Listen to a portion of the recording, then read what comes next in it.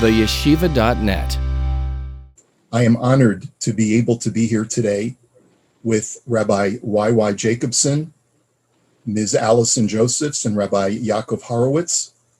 Each one of them is doing incredible work in the area of outreach and helping especially Jews who have felt disenfranchised and estranged from Orthodox Judaism. I welcome Rabbi Yaakov Horowitz, who is the founding dean of Yeshiva Darchei Noam of Monsey, and also the director of Bright Beginnings. We welcome Rabbi YY Jacobson, who's a prominent rabbi and speaker in New York, and Ms. Allison Josephs, the founder and director of Jew in the City and of Project Makom. Welcome. It's wonderful to be able to see you all, and thank you for working together and coordinating your schedules for Amudim. Thank you. We are going to be speaking a little bit about, over the next few minutes, we're going to be speaking about the whole phenomenon that unfortunately has not gotten better. If anything, perhaps COVID has exacerbated this issue. The issue of many of our youth leaving the fold of Orthodox Judaism, of leaving Frumkeit, and going in different directions. And many parents are very distraught over this. Communities are distraught over this. And we're all seeking to be part of some kind of way of addressing the issue. And so I'd like to ask each and every one of you, from your experience, what are some of the root causes of children, for lack of a better term, going off the derech today? Is it even fair to bunch all those who leave our communities into one group? I'd like to ask Rabbi Jacobson if you wouldn't mind commenting first. As you said accurately, I think it would be very unfair and difficult to put them all into one group. But I think it's important to point out some, at least some, and I'm sure my esteemed colleagues can elaborate or point actually to other elements. I think one major component has to do with sexual molestation. Even if it's not so dramatic. In my eyes or in your eyes, it may not be dramatic, but the question is the experience of the child, the boy or the girl, which can create tremendous internal dysfunction, and sometimes the parents don't know about it, they're clueless. The child himself or herself doesn't know how to process it. And by the time they reach a level of maturity where their bodies change, things in their brain become transformed dramatically. And the way they look at themselves is changed forever. As a result, their relationship to their friends, to their teachers, to Hashem, to Judaism, to their parents, to the community, to the family. This itself can happen from one extreme to another extreme. But this is very, very serious. It's very, very acute. But there is molestation of different forms. Dysfunction, trauma, abuse, internal anxiety that creates situations that don't have to do with Judaism. They don't have to do with Yiddishkeit. They don't have to do with Shabbos or Yom Tif or Tefillin or davening or a relationship with Hashem or Torah and mitzvahs in general. But because the person is broken inside, they somehow cannot adjust or they cannot live up to the standards, or they blame.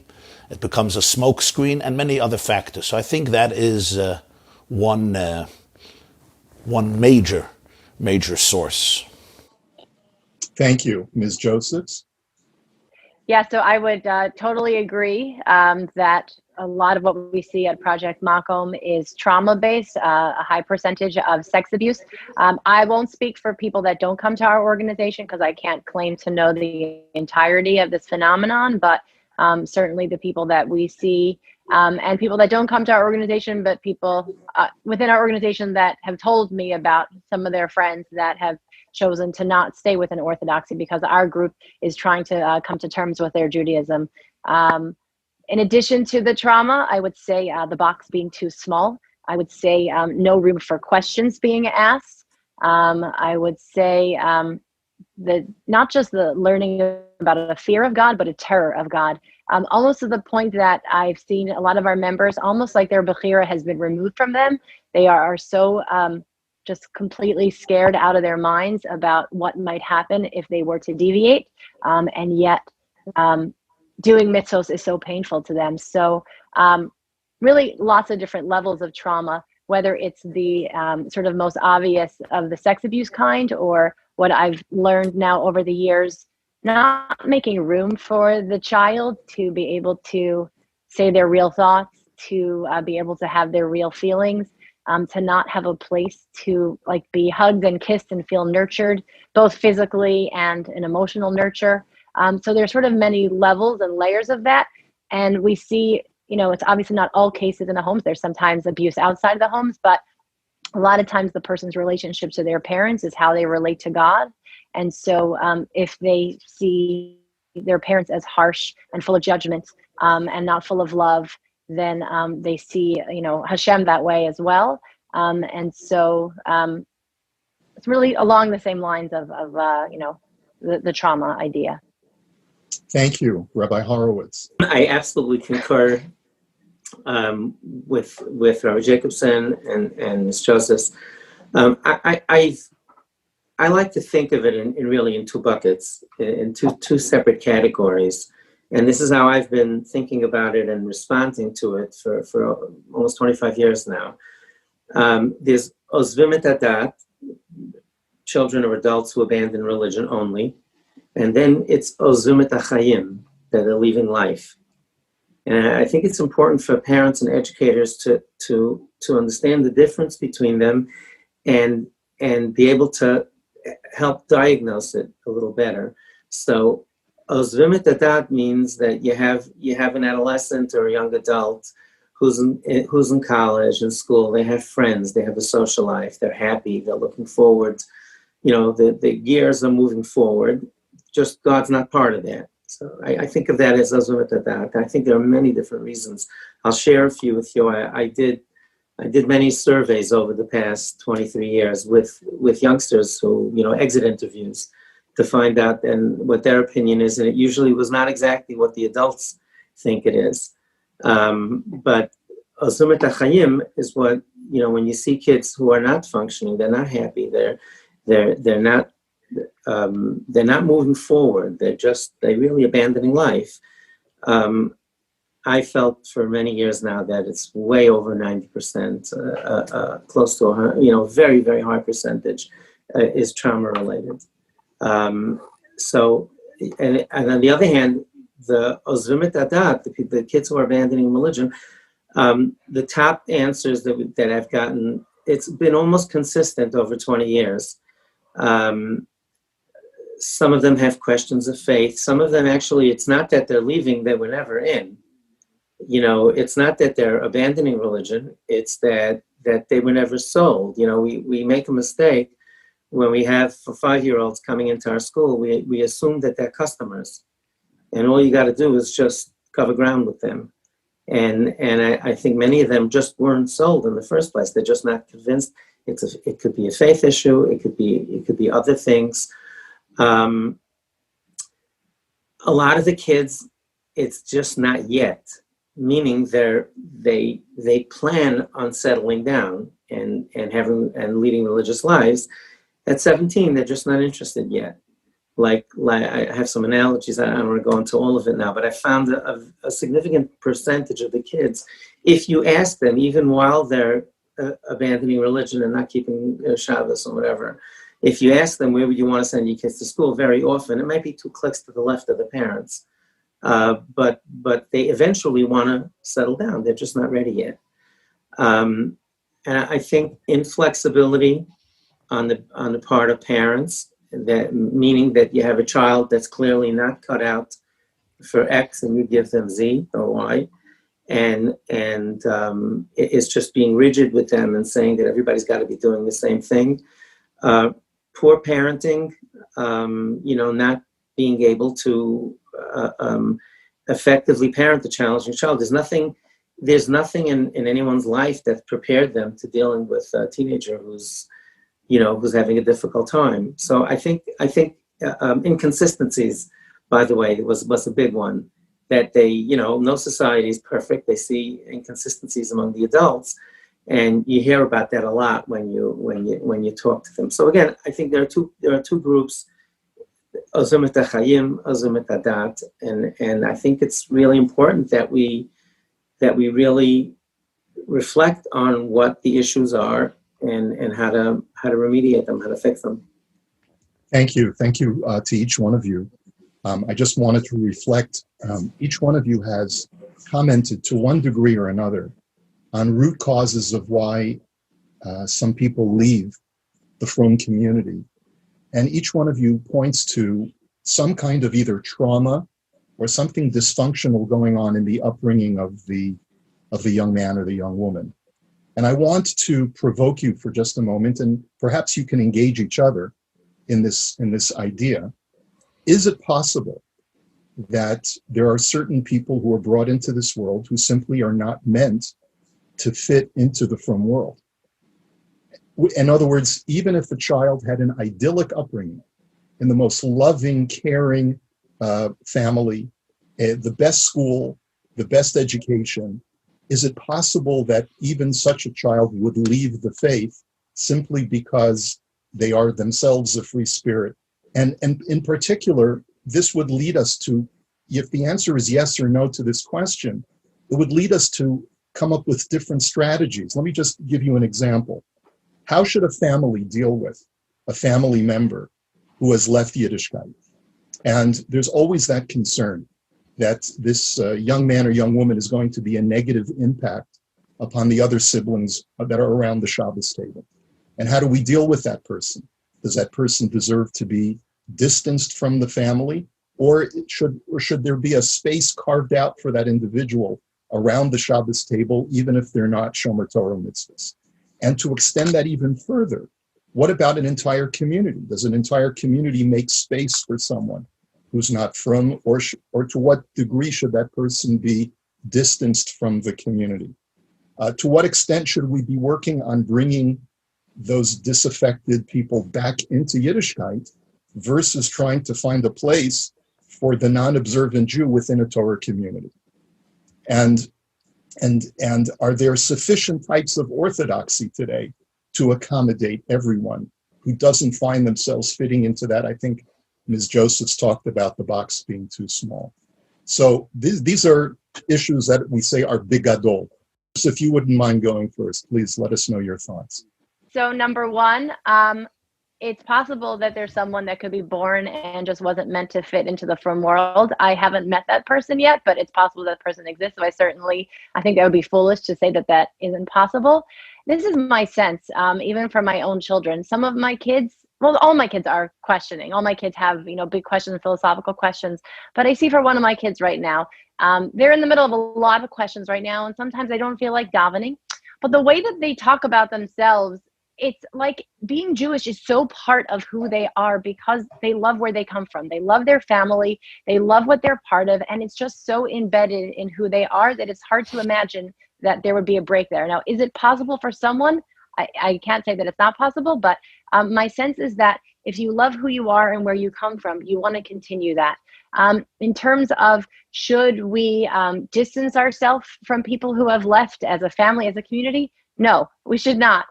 We should love our fellow Jew. We should love our family members, our children unconditionally. We should not try to parent other adults. When someone is an adult, God gave them bechira, and it's up to them to use. And people write to us sometimes and tell us at Project Makom, I have this relative or this friend, who's OTD, can you reach out to them? And we always tell them, no, we don't do recruitment. We are here for the people that are looking for what we have to offer. So the question is, what can you do? You can be a great example of a Torah observant Jew. You can be, put out loving kindness. You can be a walking Kiddush Hashem. You can be a person that engages in complicated questions and complex answers and makes room for different opinions. And maybe that will be appealing to the person that has left, and maybe it won't, but ultimately it's their decision. And I think I mean, look, I was raised sort of with a fiddler on the roof type of idea, non-observant, but like if we intermarry, my parents would say Shiva, even though they fed us, cheeseburgers. But I don't think that that's where the world can be today. I think we have to, make the tent much bigger, let people make their own decisions, and really embody what Torah Jews are and give people the space to come back should they want to. Thank you, Rabbi Horowitz.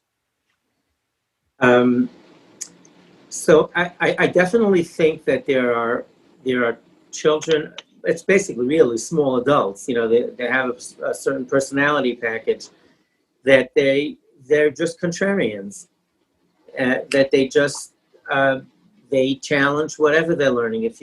Whatever it is that they're around, they're just challenging. So and you asked if it comes from a perfect family. I've been dealing with a fantastic rabbi who has a beautiful family life. He has a number of children, and there's one of them that's just challenging every parsha. He calls me up every parsha that the kid has like complaints, like social justice type complaints. What's with this karbanos, and how could Avraham throw a kid out of the house? And he's just tearing his hair out. And I told him, I said, I think your kid has a hachal neshama. He has an elevated neshama. I said, it's not phony. He really feels this way, and he's expressing himself in ways that are challenging. And sometimes, you can't say that adults don't have these questions also. So I think there's a group of people that I wouldn't say that they're not meant to belong in the frum world. We have to be more tolerant and give them space. That's what I meant about being rigid. I was on a panel with Rabbi Ozeri from the Syrian community in Brooklyn, at an Aguda convention Friday night. It was in the late 90s. And we were talking about teens at risk. And it was Friday night, we weren't being recorded, so we were able to be more candid. And he got up, he said something so fascinating. He said, look, folks, he's talking to everybody. He said, look, folks, I'm not going to tell you that we don't have problems with our children. Of course we do. Everybody does. He said, the one thing we don't have is this stigma thing. We don't put our children in boxes, like as Miss Joseph said. We don't put them in boxes. He said that, we said, we have a Bayt Knesset. They have a shul. Everybody's welcome. If somebody's not observant and comes in and wants to pray for 10 minutes and walks in with clearly coming in off the street, he's welcome. He sits next to the rabbi. Nobody bats an eyelash. He said, we don't have this. We don't have these gradations, and we don't have these boxes that we put people in, so that they have a more difficult time if they're not conforming to exactly the way their family or their community is used to. So and my response to him was that I said, you didn't have the Haskalah, you didn't have the Enlightenment period, and that I think that did make us more wary of change and more when a child asks a question or refuses to do certain parts because they don't mean anything to him or her, we tend to extrapolate that they're not interested in religion, or they're going to wind up being non-religious completely, when maybe it's just a phase, or maybe it's something they need to talk about, or maybe it's something that really that is questionable. I mean, how many of us read through Amalek and like, oh, okay, these are legitimate questions, and our greatest leaders had issues of faith, why bad things happen to good people, or vice versa. So I think to allow children, especially teenagers, to be able to talk candidly, to be able to ask their questions, like the seminaries do in Israel, right?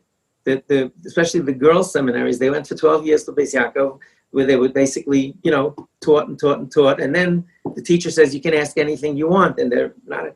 We had 3 daughters who went through they're just not accustomed to that type of thinking.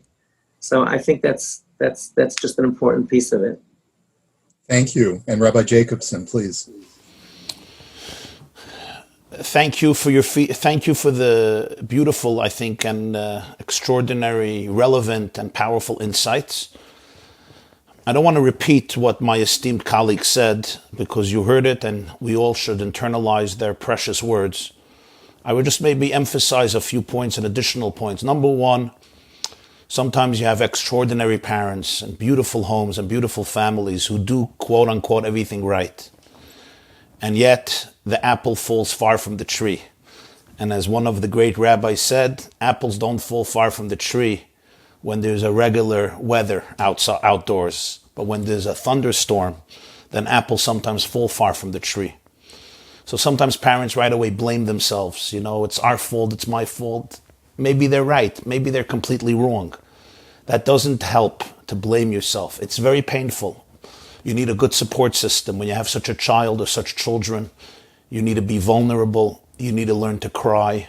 You need to learn to laugh. And most importantly, the marriage has to be strong. Because it's the marriage, when there's a good, powerful marriage, that can carry a family. And it can ultimately help that child and help the father and mother and the other siblings. So I would always encourage you, focus on your marriage. And very often, problems in the marriage subconsciously affect the children very deeply. Sometimes it's not a child issue. It's a parent issue. Sometimes it's not. So everything could look wonderful on the outside. Don't blame. Ask yourself, what does Hashem want from me right now? Number 2, every neshama has its journey. Bal yidach b'menu nidach, the pasuk says in Shmuel Beis.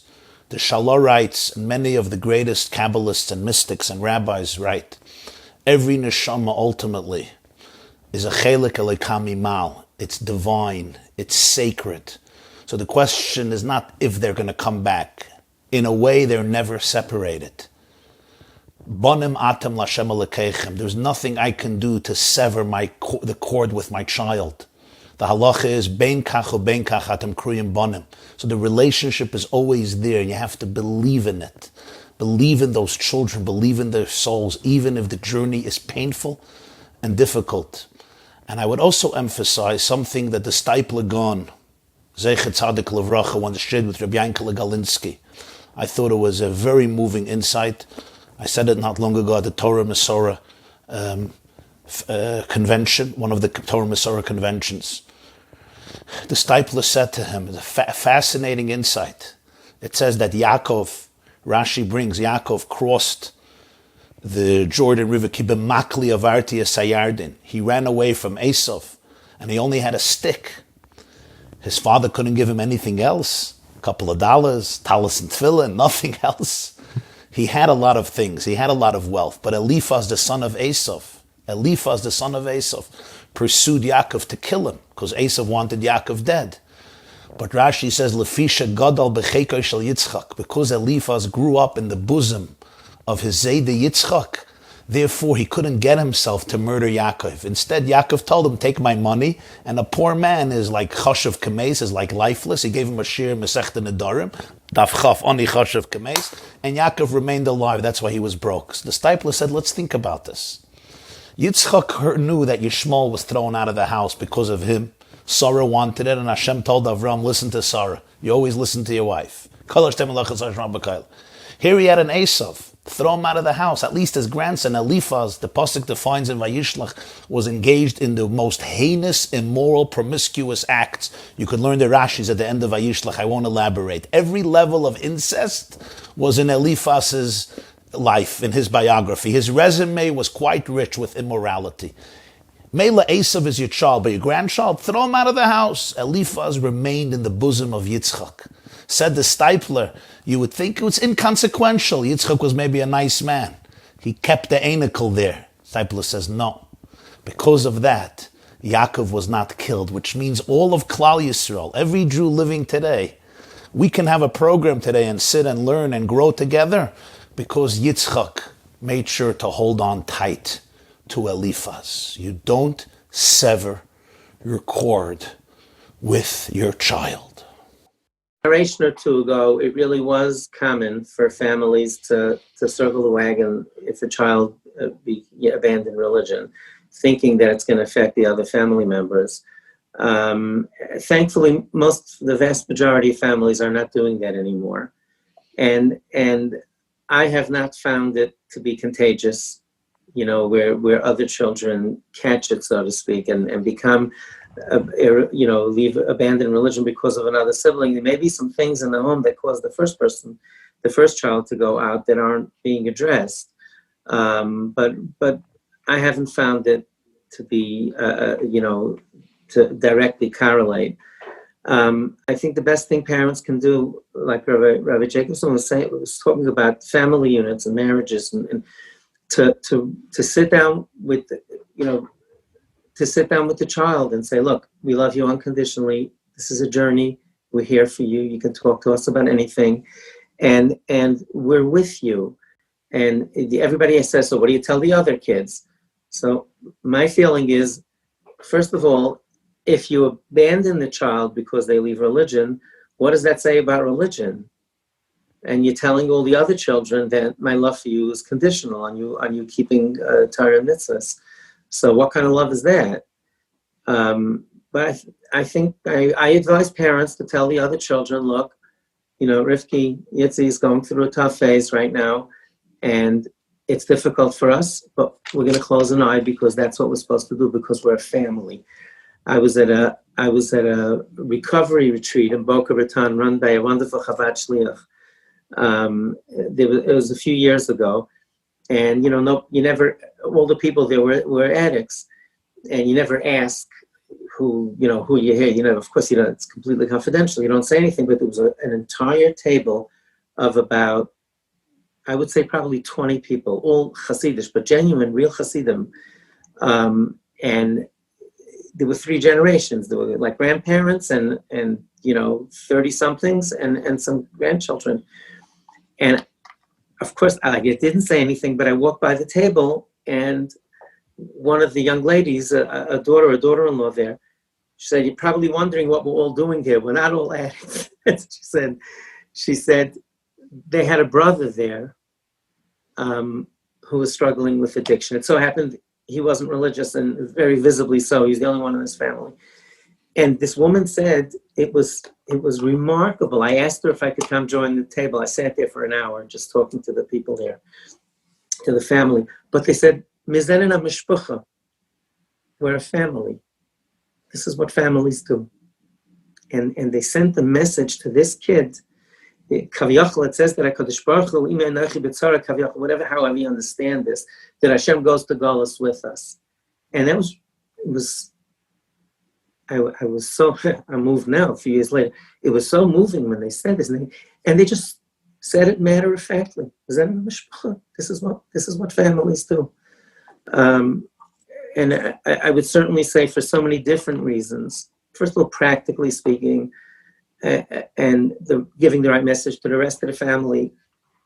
All we know that the best results happen when parents do this. I would just encourage, if anybody wants to read this, there's just a remarkable article written by the son of Eli Wiesel, Elisha. Have any of you seen the piece? Yeah. It's called Just Be. He writes about I'm going to lose it again, about his rebellion and how his father dealt with it. And it should be a must read for every single parent. It was in the Jewish Week. If you just look up Elisha Wiesel, Eli rebellion, and it'll come right up. And he said that he said specifically, I rebelled against my parents and I didn't want to listen. And his father just said, just be, meaning, I love you. I'm sorry. The amazing part of that piece is his father had died. He wrote it on the first yard side of his father. And he says that how it motivated him to move closer to religion, be more spiritual because of his father's love for him. And he told the story of a friend of his, a female, a woman, who went to an Ivy League school, and she was a fantastic student, that her parents never had enough. It was always another degree and another this, that they always were disappointed with what she had and how it affected her later in life. Sorry, I lost it again. Thank you, Rabbi Yanki. That was beautiful. But we have this whole history, as you pointed out, and it goes back far beyond the 19th century with the Haskalah, of sitting Shiva for children who became Nishumadim, or, that's the old-fashioned way of saying that they left Yiddishkeit. And so what each one of you has reflected upon how logical it is to only embrace the child who has left Yiddishkeit even more. And yet we have this historical backdrop of distancing ourselves for self-preservation to be able to, like you said, Rabbi Horowitz, to circle the wagons. So how do we balance that? And what has changed? What has changed in the 21st century that gives us license to be able to look back on our past and say, that was then, but it doesn't work anymore, and this is now? Can you reflect on that, please? So as I'm hearing about these parents loving the children unconditionally, which is gorgeous, I'm thinking about the scene in the Netflix movie Unorthodox, where the main character is given a gun and basically told, take care of yourself, like, we don't want you here. And we have members who said they've been explicitly told by their parents, like, I wish you would just kill yourself. So, it's obviously like horrifying. And, how do you sort of come back when the people that brought you here, that were supposed to sort of hold you and love you your whole life, don't want you because you haven't ended up the way they want you to. And by the way, the people coming to us are looking for religion still. So they're still even trying to be observant, but not in the exact mold their parents want. But I think we've made a lot of progress in mental health understanding. We have more of an understanding now of sex abuse than we did, a long time ago. We have more of an understanding of suicide, of all different mental health issues. And I think it's actually the Torah way is using the best science and medicine of the times to, reflect how we make piskei halacha. So while we may have thought in previous generations that the safest thing was to circle the wagons and push away, the kid that left, it's the question that comes up during the Seder. It's sort of an uncomfortable question. We made a mock Seder for our Project Mako members who were in staying alone during coronavirus. We filmed a Seder ahead of time that they could play before Yoseph began. And we were thinking, like, how do we deal with, the child that doesn't want to be a part of the nation anymore? But because we've made now a lot of progress in understanding just the human psyche, I think it is so clear that it's the right thing to do. And it happens to be an effective way, because the pushing away, I don't think that ever leads anyone back. And I don't think it should be sort of so goal oriented that, if I do this thing and sort of act like I love them, maybe I'll get what I want. No, you should act the right way and love unconditionally, because that is the right thing to do. And additionally, it may be the most helpful way for the child to return. Thank you. Rabbi Jacobson, do you want to reflect on that further? Yeah, I would just make three I think important points. Number one, I just think as my esteemed colleagues spoke about the importance of the connection and the attachment and the love. But let's not confuse that. You have to know who the child is. Sometimes a certain structure and discipline and challenging the child may be very, very healthy and productive. Sometimes it could be a disaster. If I'm demanding my child to run a marathon and, God forbid, both of his legs are broken, it's abusive, it's torture. But if I'm challenging my child to be able to bring out inner potential that exists, but he or she may need that healthy structure, don't be afraid of that if your child needs that. Love does not mean there's no structure and there's no discipline. Depends what age, depends if there's trauma or there's no trauma, depends what the circumstances are. And it's very important to have a good and healthy support system. Not every therapist gets it. He may be a great therapist. He may not understand your child. He may not understand the circumstances. Make sure, go get help, advice, but make sure the advice resonates. Make sure it's effective. If somebody is giving you advice and the relationship is deteriorating and the house is becoming even more catastrophic and there's no light at the end of the tunnel, you got to change the doctor. You got to change the prescription. Don't become subservient completely and lose your personality. Mama knows best. Daddy knows best if they're healthy people. I'm not talking about if they're abusive and they themselves maybe have to be incarcerated. That's number one. Another important point I should just say is as follows. If you study, and I am quite an assiduous student of this literature, the entire literature of the early Hasidic movement, the Baal Shem Tov, who was born in 1698, that's exactly the time that the Enlightenment began. The language of Judaism in all of the literature of the Baal Shem Tov and all of his students throughout the generations, even though many Hasidim don't know this, was completely directed on the unconditional relationship that God has with every soul and that we have to have with ourselves and with our children and with every Jewish soul. So you're talking about 300 years ago. Did we always follow it? I don't think we always followed it. And I'm not here to judge anybody, but sometimes, remember, people worship religion instead of God. If I am a very frum person, I can become intoxicated by religion instead of Hashem. Hashem has no image. So when my child is not living up to my standards, I have to go deep into myself and be introspective and ask myself, is my disappointment here because of the neighbors, the family, the reputation, the shidduchim, the image, or my expectations of what I wanted to have in order to feel good about myself and my nachas? Or maybe it's time for me to transcend my ego and realize that I am a messenger of Hashem to take care of this neshama, to take care of this soul. This is a very deep, painful, introspective process that we have to do. When we throw people away and we negate them, it looks sometimes holy, but sometimes it's coming from a deep ego where I'm not in tune with what Hashem really wants from me as a father or as a mother at this moment. And finally, the last point I would mention is, and I don't mean to invoke this lightly, but it has a lot, I think it's important to mention the Holocaust. The Holocaust was a unique phenomenon in history. It targeted not religious Jews, not rabbis, not tzaddikim, not Rosh Yeshivas, them too. It targeted every Jew, including an atheist, a left-wing socialist, communist, agnostic, anti-religious, anti-Jewish. You know, half the Jews who died in the Holocaust, I don't know if it's half or a little less, whatever the number is, many of them, or a huge amount of them, have not been involved in Judaism, quite to the contrary. And yet, the hatred to them was identical, like the venom and the hatred to the holiest, greatest, most righteous, religious, observant, mystical tzaddik, or rebbe, or Rosh Yeshiva.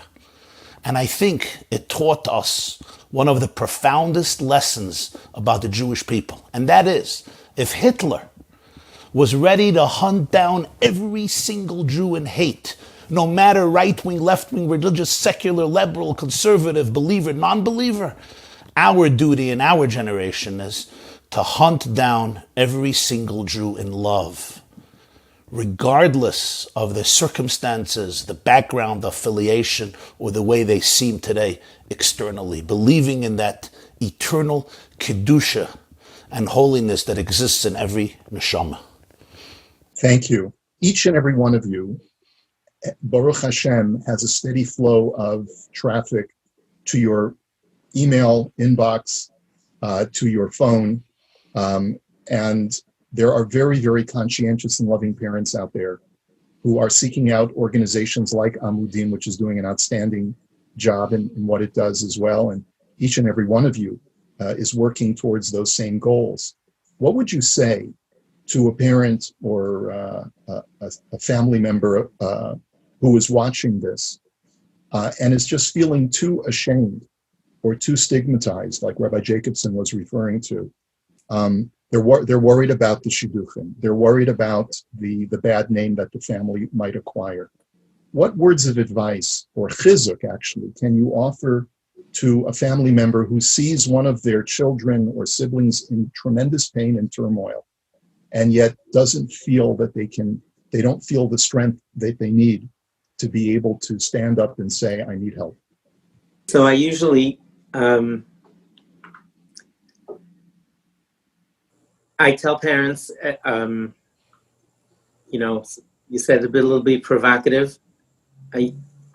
Sometimes, depending on the situation, but often I'll tell parents that if they make decisions that are not in the child's best interest because they're worried about being embarrassed, which is absolutely normal, and we're all humans and we live in a fishbowl and all of that. But if they're making decisions because they're getting embarrassed, my chas v'shalom, many or most times they wind up getting much more embarrassed about much bigger things later on. That the child is dressing a little bit inappropriately or doing some things that are, pushing the limits, and the parents clamp down, and they wouldn't if they lived on a farm. I asked parents, imagine you lived on a farm by yourself. Would you say something about this?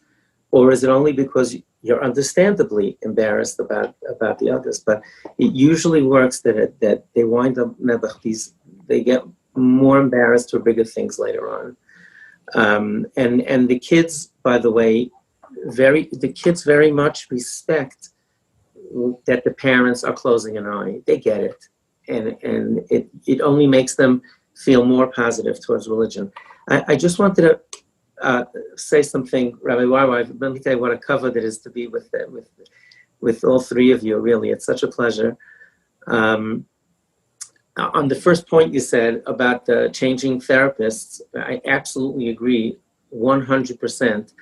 You said about, I remember the exact words you used, but you said very well that you should trust their instincts, right? What was the words you used? Something like that, right? I said, Mama knows best. Mama knows best, right? And trust your instincts. But I just want to... Not always, I guess. Not always. What?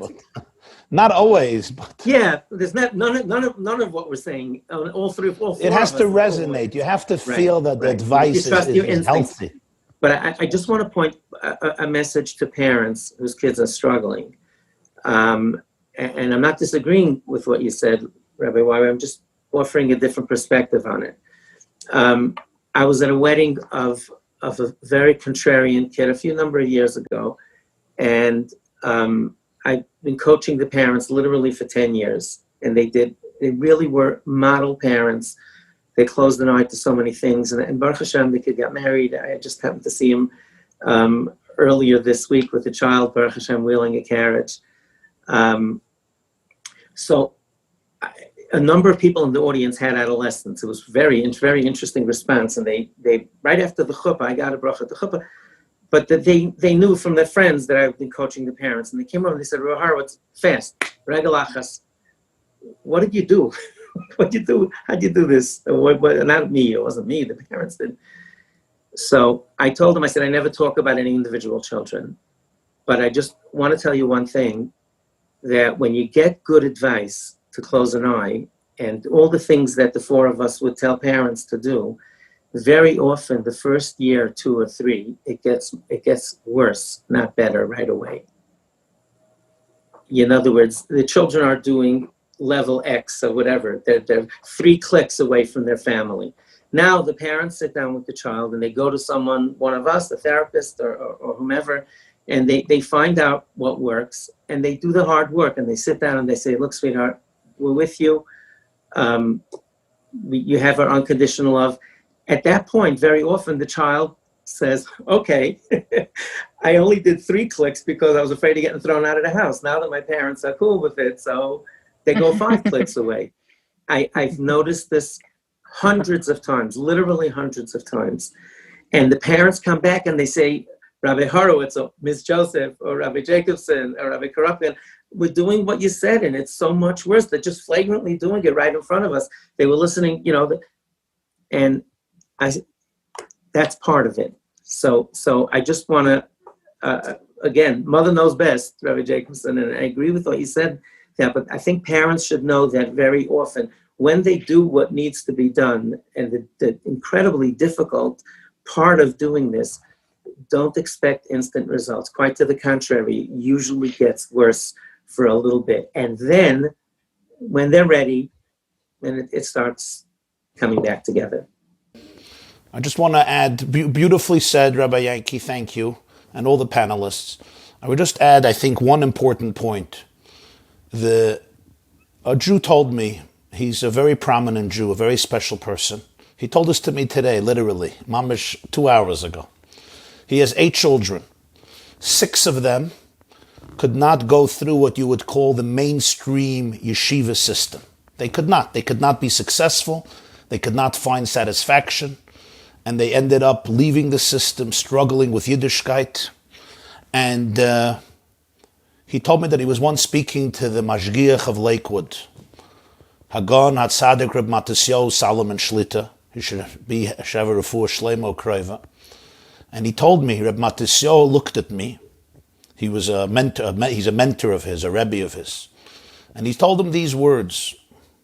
He said, if I was God, Reb Matisyahu said to this Jew, he said, if I was God, if I was the Rebbeinu Shalom, I would send you and your wife all these types of souls. I would not send you a soul that can go through the system. I would never do it if I was God. You know why? Because I know you are a trusted shliach. You and your wife will fulfill the mission that I need you to fulfill for these neshamas. And of course he said, I was thinking thanks, but no thanks. But then we both had a chuckle. Now, I don't think he was being dismissive of the pain. It's very, very painful, my dearest friends. It's very painful.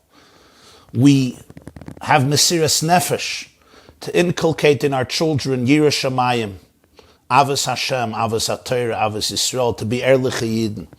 It's the blessing, the wish of every mother when she lights candles and sheds tears that her children should grow up to be proud Jews, permeated with love of God and love of humanity and love of Torah. And then the dream shatters. It's very, very painful. And it's at this point I share with all of you, myself and all of us, we have to make a metamorphosis, a spiritual metamorphosis, and ask not what God can do for you, but ask what you can do for God. It's not anymore about satisfying my community, the uncles, the aunts, the shidduchim, fitting in. It's much deeper than that. Hashem has given you these souls who are struggling. He entrusted these souls with you. Fasten the seatbelt and go on this journey with pain, but with dignity, with resilience, with fortitude, with wisdom, and with a lot of compassion to yourself, to the child, and with a lot of love. Thank you. That was beautiful, beautiful sentiments. The last question that I have for each of you, and again, with tremendous gratitude to Amudim and to each and every one of you for giving of your time for this important discussion. Ms. Josephs touched on it, that we are living during a pandemic, which we, Be'ezrat Hashem, hope that will be over very soon with the vaccine, and that, God willing, by this time next year, it'll all be a memory. But how has this affected? I mean, there are articles I've seen coming from Eretz Yisrael discussing how the closure of our yeshivas and our shuls to one degree or another has really contributed to young people leaving the fold and just going on their own way. And I'm just wondering if you can reflect on that and how, even amidst the pandemic, we can keep our children loved and close to the Ribono Shel Olam. Please, if you could. First of all, I completely concur with that. The corona has been a big nisayon and a big challenge. And I have to say, as much as I am a fan, all of us, care first and foremost about pikuach nefesh, which is the health, the considerations of health, we also have to realize the other side. And that is that having the kids, the boys and the girls, the teenagers, the bochums, the girls quarantined, posed and poses tremendous psychological, emotional, social, spiritual, and physical challenges. The biggest issue that I see is the technology. Everybody started to use technology. A lot of schools went over to technology. And even if there's filters, those kids are brilliant. So there's issues of addiction to pornography. Very, very serious issue. Addiction to pornography. Just screen addiction, gaming addiction, just being glued to screens.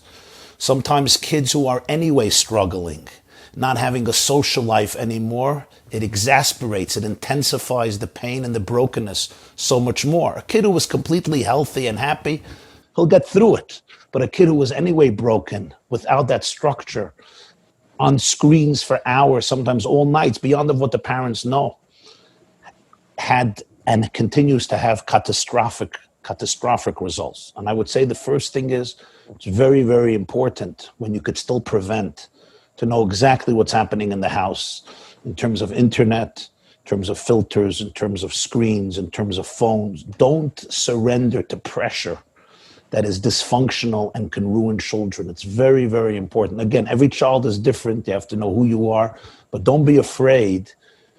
Preventive medicine to create standards that will allow them to grow and not to really socially deteriorate, which according to even adults, I see adults, and I'm not excluded, adults are addicted. You can't have a conversation with them. The families don't sit together. We're all addicted. This is a serious problem.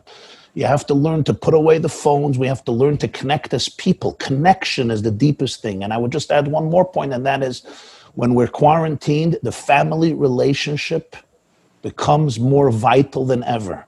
Have dinner together, exercise together, dance together, jog together, play games together, daven together, learn together, go on walks together. Play Monopoly together, play football or frisbee, but bond, connect, talk. Eat together, barbecue together, make whatever you could. The bonding between a husband and a wife and the children, the emotional bond between tatis and kinderlach and mommies and kinderlach is probably the most powerful antidote and remedy to combat the adversity that we're all facing.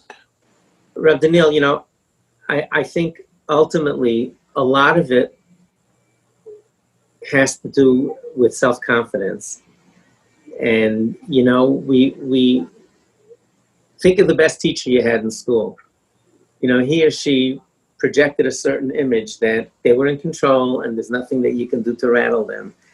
And when you get rattled, you lash out in ways that are not productive. So I know it's hard when you have a child that's struggling, but I think we do have a derech, a path that could make things much better, and try to have the self-confidence in yourself that you're able to get your kids through this. I said a number of years ago, for the first time in public, that I really can tell with pretty good accuracy within 3, 5, 10 minutes of meeting a couple if their child is going to make it or not.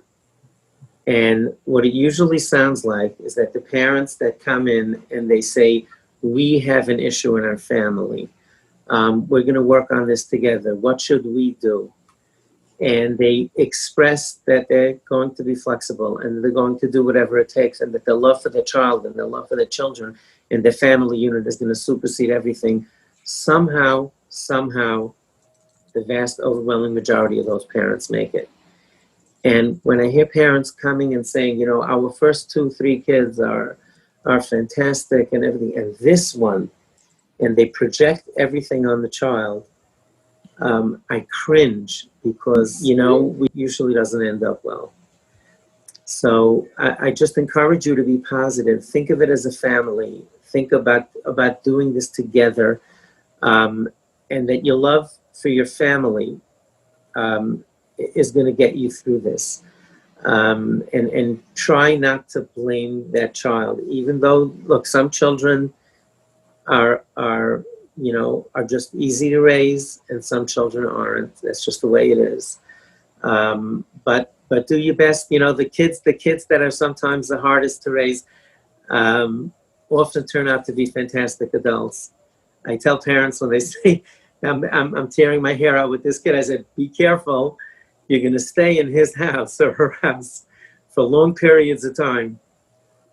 So, just hang in. I completely concur. Many times it is the restless spirit that has the greatest potential for accomplishing amazing things in the world. Right. We've been discussing the issue of how the pandemic has exacerbated, to many degrees, the ability to maintain one's religious commitments, and some of our youth are disaffected simply because they've been quarantined or cooped up or kept out of the schools and the shuls. So I know, Ms. Josephs, you made reference to this because you said that Project Makom had done a Pesach Seder for a number of people, even amidst COVID. Can you reflect a little bit about how this pandemic has perhaps changed the nature of the way that we should be doing business with our kids and with our youth? I mean, I can speak, the people that we're reaching are 18 and older, and the people that we're reaching, a lot of them do not have families to go back to. So it's a little bit of a different conversation, but I can just speak to a little bit about what we're seeing. First of all, our rate of signups have doubled since the pandemic started. So we see that sort of connection that we mentioned before, that trauma and difficult, sort of emotional situations kind of maybe forces the issue on religious struggles. So, that's not a surprise at all. One of our most impactful ways to help people that were struggling was with Shabbos placement, finding homes that were full of love and full of non-judgment, and just places to, welcome our members in to be able to just be taken care of. And we can't do that for the most part during the pandemic. And that's really been a very difficult thing, because one thing that we didn't mention before, I would say a lot of the people that we're getting also are very bright, have a lot of great questions. And this is a thing that came up before. Well, what about my bright kid that has a lot of questions that didn't leave? What's the distinction? And I think for the kid that has a lot of questions but has that space and love to ask them, and also sometimes even live with discomfort, but in sort of in a loving, accepted space, they can live with the questions. They can live with challenges in the Torah. They can live with difficulty in halacha, because they just sort of have room to be. When you have that child or that person that has those questions, that great intellect, but has no space to feel loved or to be, that's when they start to, I would say, come out. So, or fall out. So, I would say, it's sort of the parallel to the listeners. If you can be that space, to be of love, of refuge, of space for the child that you may have in your home. I would say that's really the biggest distinction. Our members are lacking that. We normally find them surrogate parents and surrogate families to fill in that gap. But if you are a parent that's listening, that is prepared to, really do anything for your child's health and wholeness, just kind of making your home space as healthy and happy. And sometimes when my family sits around and we just laugh together, like on a Friday night meal, and we're all just giggling about something, I think this is what I think like imprints some of the most positive memories of childhood, that, the family just sat around together laughing and enjoying each other's time and joking together. And that is the stuff, like our members were reflecting about how little laughter was in their home. And some of them said, well, at least on Sukkot in the Sukkah, we had like a glimmer of hope. We sang a song and then one member said, even on Sukkot, even then, there was never a laugh. There was, so laugh with your family and try to make, good times as much as possible and be that space and that refuge for them to come home to.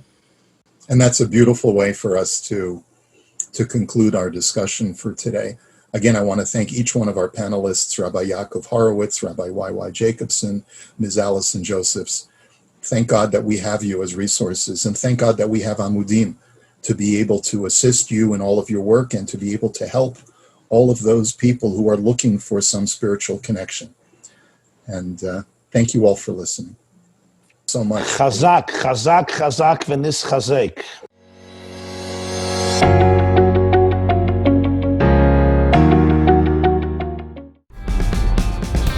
This class is brought to you by the Yeshiva.net. Please help us continue the classes. Make even a small contribution at www.theyeshiva.net/donate.